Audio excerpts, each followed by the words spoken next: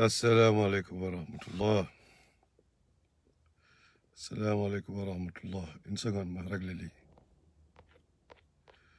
Mbaa yéen ngi si jàmm mbokk yi nuyu nañ leen bu baax waaye.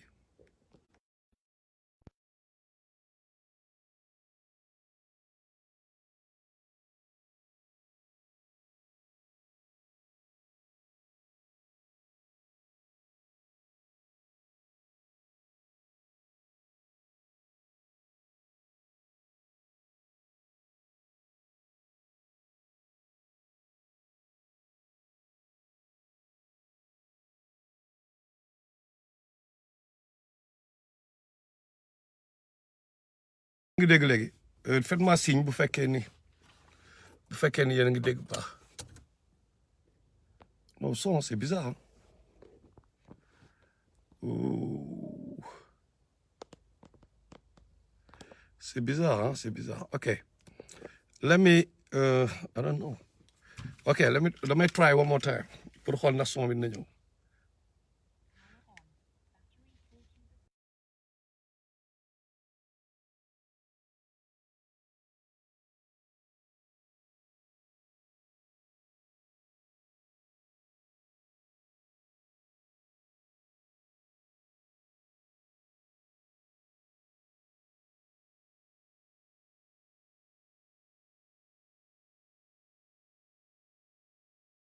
Moussa, c'est bon. Ok, léegi c'est bon wala faites-moi signe. waaw dafay def reconnect bu ko defee rek. Ok, the mic is off. Ami Brown, the mic is off. Dinaa ko mais je sais pas. Mais c'est bizarre hein. Vous entendez rien. Ok. Faites-moi signe. Bon, j'ai enlevé le casque. Hein. Le casque est là. Xam nga. Ok, c'est bon. C'est bon. Alors, ok. Donc, je disais, donc, comme que ces détracteurs-là, loolu mooy seen problème. Donc, ñu leeral na par rapport ak vidéo bi quoi. Xam nga par rapport à la vidéo, ok? Pour que ñu comprendre la vidéo Keyti li mu wax. Premièrement, loolu yàgg na. Ça fait plus de 5 ans. Donc, je vais tout faire hein, pour wax sans pour autant wax dara lu ñaaw si Keyti. Ok, dinaa essayer nag le maximum. Je vais essayer hein, ça je le dis parce que même bu dul dara sax même bu dul mag Keyti am na ku tudd Njaga Dia ko moom rus naa ko trop waaye wax dëgg yàlla nit ku baax la donc you know donc je vais essayer hein, ok naa leen tegal contexte bi ak lan moo xewoon donc dañuy ñëw bon déjà la vidéo Keyti ne gars yàgg nañu déposer ay projet bon xam naa du ñun lay wax parce que man ak Iba moom mosuñu déposer projet fenn on n'a jamais collaboré avec aucune ONG impérialiste ah un ONG un organisme waaw aucun ONG ok donc mosul am loolu il faut que ça soit clair donc xam naa ñeneen lay wax ñeneen mi nee na ñun dañoo liggéey ak benn góor jigéen nee na ñëpp a xam ni góor jigéen la loolu c'était en 2000 lan c'était en 2001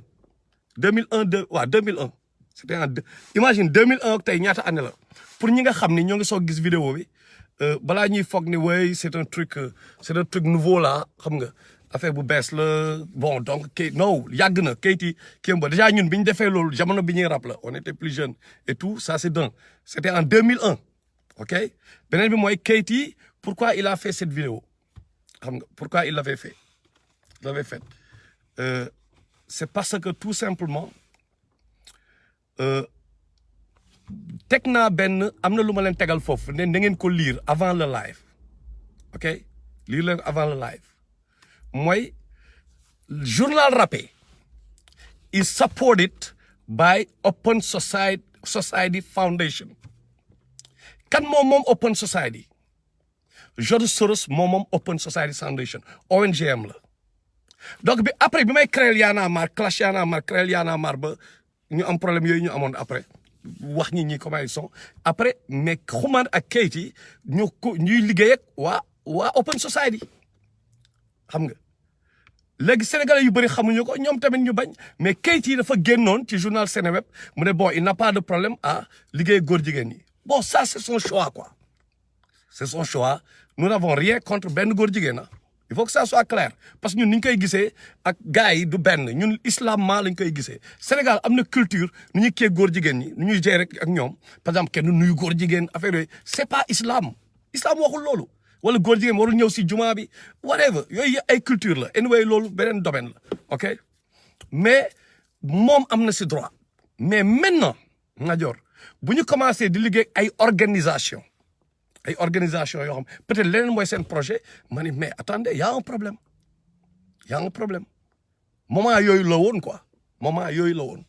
ok bi ko Keyti ñoom ñu commencé liggéey ay Soros ak yooyu parce que ñooñu c'est pas seulement affaire yooyu mais am na yeneen yu nekk ci ginnaaw yeneen programme yu nekk ci ginnaaw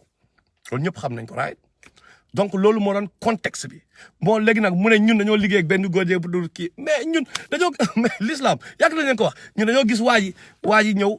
di jot comme ni ko yàlla waxee ah dañoo gis muy joteeg beneen kii ñu indi ñeenti témoin comme ni ma leen ko waxee même ci affaire Ousmane Sonko bi mais dañu respect te ñoom ñoo xam ndax waa ji góor jigéen wala du góor jigéen ñun xamuñu ko ñoom ñooy nekk ci milieu bi Keyti moom moo dem di fréquenter ñoom Pendra moom moo xam li xam ci réew mi nekk ci ñoom kase yéen a fàle suufu Talla Diagne foofu ma doon grand place bi li xew ci réew mi man ak Iba xamuñu loolu dañ daan fubali bu ñu ñëwee gérer li ñuy gérer xam nga ma la mais business côté xam li xew ci town bi kan moo ñu daan gis ñuy traîner dans biir Sénégal mais Keyti la même déjà le fait que ñun bi ñu dem France ñu bàyyi ko foofu loolu la woon loolu moo doon le problème parce que dafa ñëw génne album mais di liggéey ak Ibou Ndour di génne album waa kii te ñun yëguñu ko te chaque jour ñooy nekk di fanaan di yendu di fanaan moo tax ñu dem France bàyyi ko foofu parce que daf ñu trahiroon quelque part loolu moo indi woon problème bi mais c'est le passé on était jeunes et tout mën nañ comprendre loolu ñu bàyyi mu jàll parce que léegi leneen la ñoo ngi ci yeneen contexte ay mag lañu et tout xam nga comprendre nga donc il faut mu leer quoi gars yi waa Pastef yi au moins boo leen di xeex dara ngeen def ko de manière honnête quoi comprendre nga nit mën nga xeex ak nit mais bul dem di def yi ngeen di def dama leen di jox benn affaire bon avant may ñëw foofu sax damay njëkk a leeral man waa Y'en a marre bi ñu ñëwee États-Unis fii ci man lañ nekkoon bon pas Ohio dama dem New York juste pour xeex bi ma profité ji wax leen entre parenthèse am na ñu naan man damaa toog États-Unis toog sama biir oto rek di kaas premièrement man de bi ma waree xeex Sénégal xeex naa loo xam ñu bëri ñuy wax xeexuñu ko deuxièmement bi ñuy xeex laaj leen Alioune Sané coordonnateur Y'en a marre ak Matador bi ñoom Wade waa PDS yónnee ay nervi contre man rek maa taxaw ñaxante gars yi foofu guddi maa dem ba si ñoom dama dem police porter plainte dem ba si ñoom taxaw pour you know what I'm saying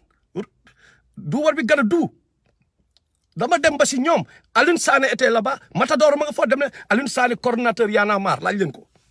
beneen bi xeex yi yëpp fii on était là ok li ñuy xeex nañ ko ay OG la ñu instant bi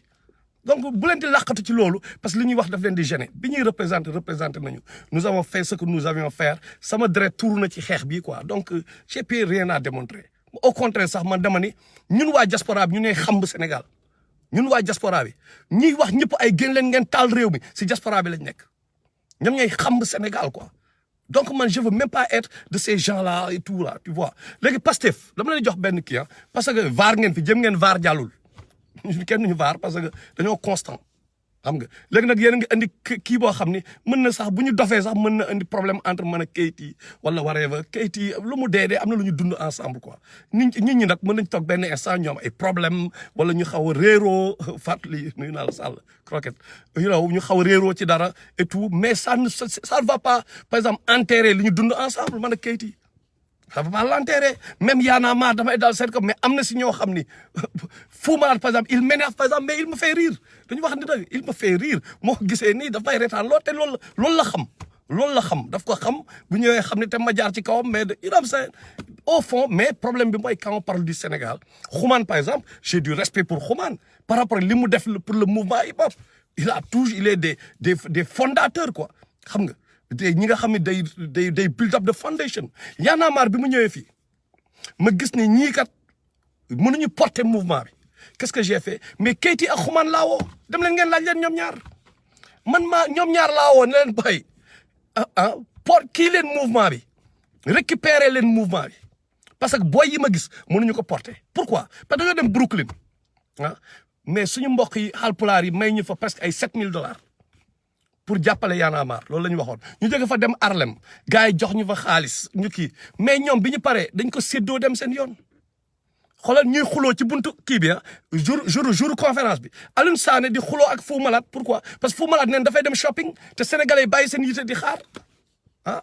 benn instant booy caat benn instant ñi dem benn rajo ñu invité ba ñoom Aliou Ngaydo seen rajo bi waa place Pikine la woon wala kenn si rajo yi mais dañoo ñëw toog mais booy caat moom ne day dem lettu ji boo tax ma woo xumaan ñoom bi nekk fii laa woo xumaan dem leen ngeen laaj ak kayit yi ne leen mais récupérer leen mouvement bi donc ñoom bu ñu demee bay joobaat rek ay open society bu George Soros mais day nekk beneen affaire day nekk beneen problème man nekk ma pour non j'essaie d'être constant ci sama combat j'essaie d'être constant li ma reproche ñoom mais nag bon tamit peut-être tamit Sénégal moo metti mbar naan yenn saa yi na tax ñi ñu naan peut-être seen intention n'était pas mauvaise whatever peut-être benn instant tamit parce que ñu tamit joxuñu leen ñu lekk joxuñu leen ñu naan mais quand même la vérité est que ils ont collaboré avec des ONG impérialistes mooy marionnettistes yooyu nekk ci ginnaaw ñoom Macky Sall ak yooyu il faut qu'on soit sérieux quand même léegi Pastef laay jox benn conseil nga seen ñenn ci bon pas ñëpp parce que pas ñëpp quand même na leer am na si ñoo xam ne vraiment ils sont positifs ils sont vraiment équilibrés dama leen jox benn conseil boo leen xoolee ci alxuraan bi dama leen suratul Baqara yàlla moo ngi naan waa Quraysh mu ne dafa teg ay voile seen kanam ak seen nopp yi mu ne dootuñu tuubaat ils vont jamais revenir xatamallah ala qulubihim n'est-ce pas seen xol yi dañ ko castré et tout n'est-ce pas de dootuñu ñëwaat loolu la yàlla wax grand Bamba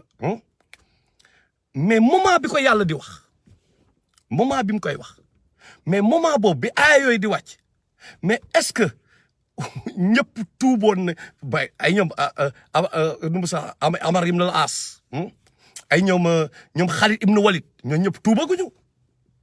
parce que Baqara nañ daan ci diggante érigir bi muy jógee Makka dem Médine la wàcc right ñooñ tuubaguñu mais kon yàlla lu tax yàlla naan ñoo ñëpp dootuñu ñëwaat par exemple dootuñu kaste seen xol yi ñan la yàlla di waxal ñi tuub après nekk ak jullit yàlla xëtt leen ci islam yooyu bi ñuy wàcc mais ñoom tuubaguñu jàmbaar ñoom Khalid ibn Walid mais jàmbaar yooyu mais kon est-ce que kon mais day mel ni y a une contradiction quoi mais yàlla ñi muy waxal mooy ñi nga xam ne toog nañ 13 ans ñu leen di prêcher di leen wax kii ñëwaat leen ci diine mi ñu bañ mais problème bi mooy niñ doon xeexee rasulullah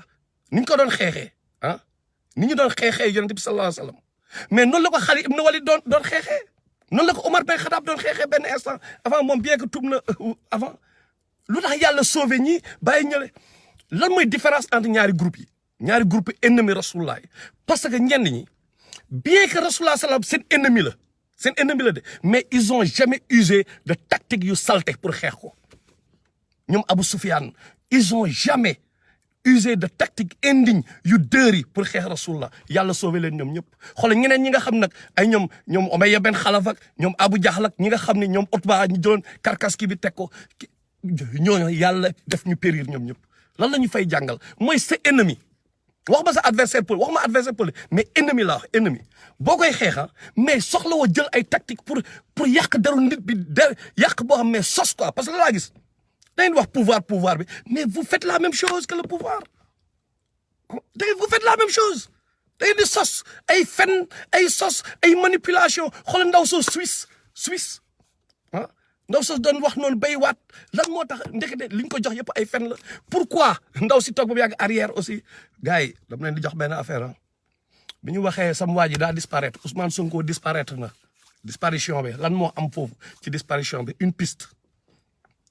lan moo fa am damay transition dama ni bi ñu nee quelques jours am na mais mënul génn rek commencé naan waaye damay hardcore damay xëpp kaani non progressivement les gens commencé woote à la paix les gens négocient maintenant il y a beaucoup donc qu'est-ce qui s'est réellement passé ces jours-là avocats yi lan la ndaw soosu connecté leen lépp quoi de all the dates waxuma nag lii moo amal leela na leer dama ni il y a une piste là lan moo fa am est-ce que Ousmane Sonko a négocié avec qui avec Macky Sall lan moo fa am jour boobu parce que dama gis ni léegi les gens léegi on parle de way wàcce coon wàcce kii bi les gens Mortal Kombat lañ jóge rek dal ne way na calme what happened